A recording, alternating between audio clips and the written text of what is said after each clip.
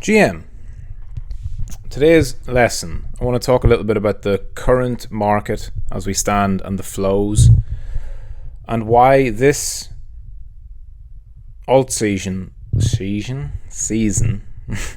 why this alt season should be, well, let me say, we've already had alt season, but I want to talk about why this next rotation should produce an alt season. So I've seen some people talk about that, with the ETFs that have launched, doesn't that mean that money that would have otherwise come into crypto goes straight to Wall Street, right? Because if people were going to buy Bitcoin, typically they would have bought Bitcoin on Binance or Coinbase or Kraken, and that would have meant they had to put money in, and then when that money's in there, they could go and long other shitcoins. But if now the money is flowing in, or at least a lot of the money is flowing in through TradFi brokerage accounts, which only have Bitcoin ETF and they don't have any other crypto exposure, won't that mean that there's less money to go around into the market? I don't think so, because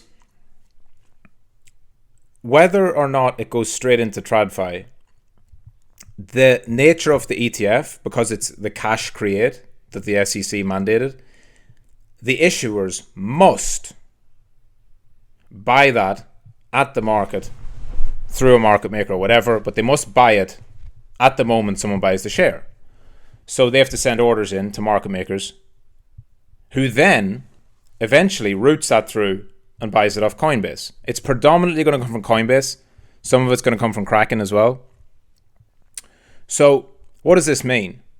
It means if there is money going to some boomer, because eventually the end result of this selling of Bitcoin and buying of Bitcoin ETF, that's how it works, right? Somebody buys the Bitcoin ETF share, and therefore the issuer, through their AP market maker, has to go and buy it off somebody on Coinbase who's selling it.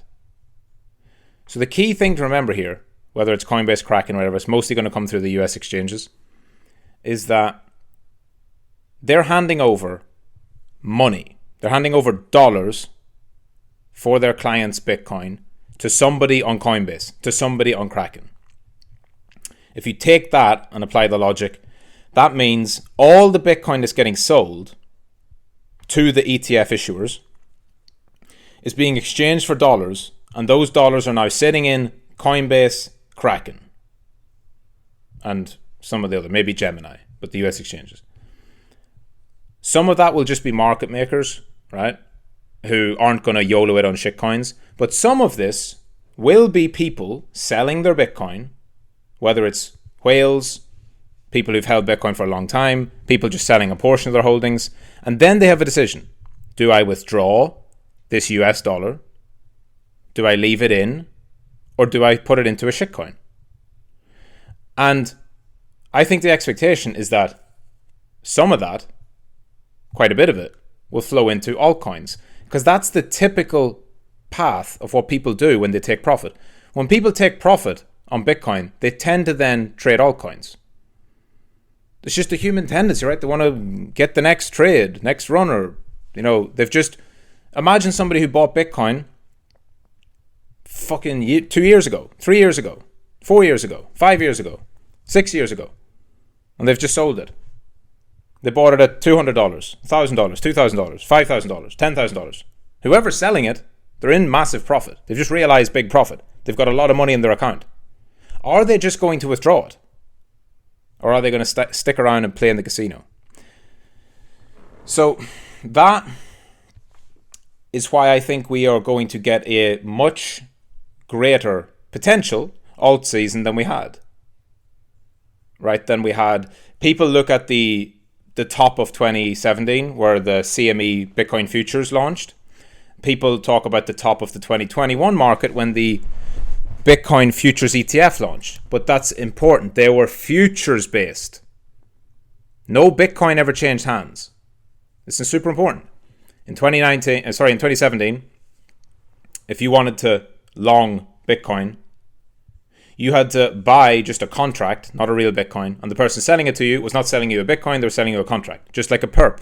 That's all it launched in 2017. That's what the CME futures is. It did not bring any Bitcoin holders to sell their Bitcoin. This is important. 2021, Bitcoin futures ETF, same thing. The people could buy an ETF on the stock market, just on their exchange to their broker, the same way as the ones today, except that broker did not have to go and then buy Bitcoin. That broker had to go and buy a Bitcoin futures contract, which is just a piece of paper. It's not even a piece of paper. It's just a fucking electronic derivative. Important. Very, very, very, very important, right? I think people are kind of underestimating this. I don't know if they're underestimating it. Maybe it's priced in. I tend to think it's not priced in because the market's quite inefficient. This is the first time, think about it, this is the first time where a brand new market has opened in which real Bitcoin has to be sold on one end. That has never happened. Not to this scale. The only equivalence to this would be when new exchanges have opened. But that's like saying, oh, Coinbase Exchange has just opened. Cool, but Kraken existed already. Right? So when Coinbase opened their exchange in 2015, 16, I think it was, Kraken already existed. So US investors, traders, could already buy Bitcoin. So yeah, Coinbase came in and they offered, whatever, some differentiation, but it wasn't a brand new market. Binance opened in 2016, 2017. Yeah, but the Chinese-based and Asian-based exchanges have always existed for years. OKX, Huobi, they existed for years. So this is the first time we've got a brand new, entirely new market. And so I think this is probably the highest, this is the highest likelihood we've had where we genuinely see people coming in to sell their Bitcoin and then altcoins benefiting.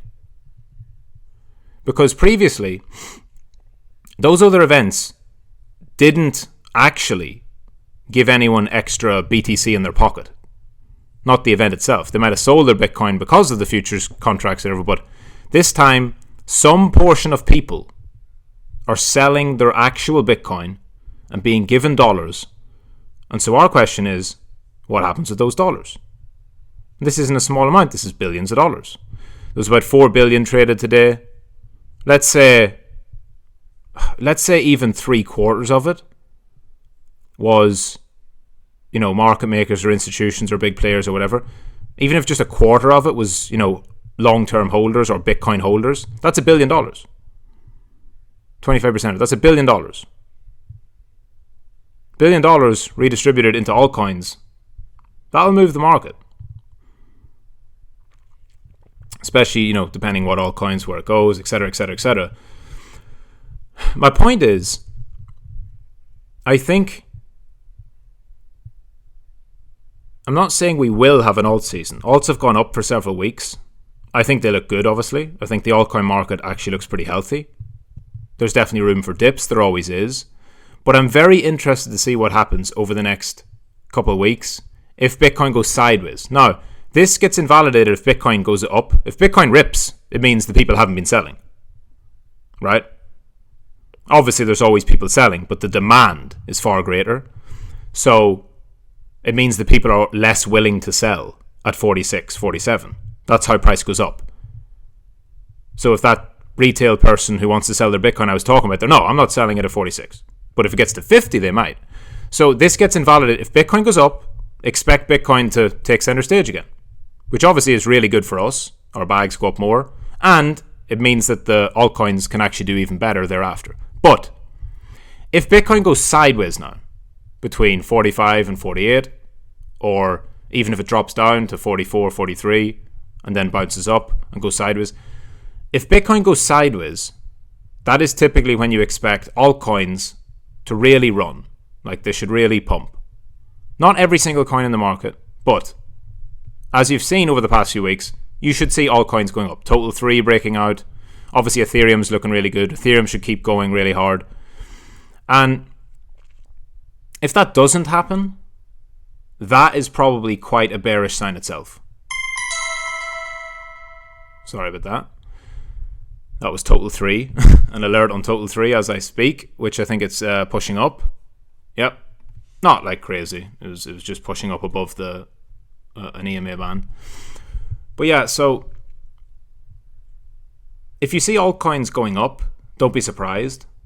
It doesn't mean it's bearish, but the thing you should look out for is short-term leverage.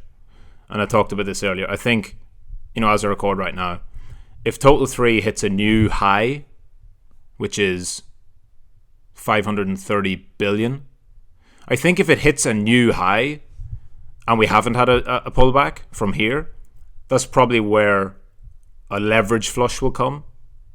And at that point, that's where you want to consider where's Bitcoin, where's the altcoins, and that's probably the time to get your last longs in for this rally. And then that rally could go, I don't know. I think disbelief can go for a lot longer than people think. I think a lot of people are potentially thinking that there's either a crash coming soon or one more pump and then a crash, or it might just grind higher. Or it goes up, people get excited, it drops back, they kind of think, is it over? It goes up, they get excited, it drops back, they think, is it over? And that, to round all this out, that's why it's so important that if you still think the higher time frame picture is bullish, and you're holding your alts, just hold spot and don't overanalyze the chart too much, because you're going to probably see this. It goes up, it goes down, it goes up, it goes down, it goes up, it goes down. But if it's going up and to the right, when you zoom out, then sit tight.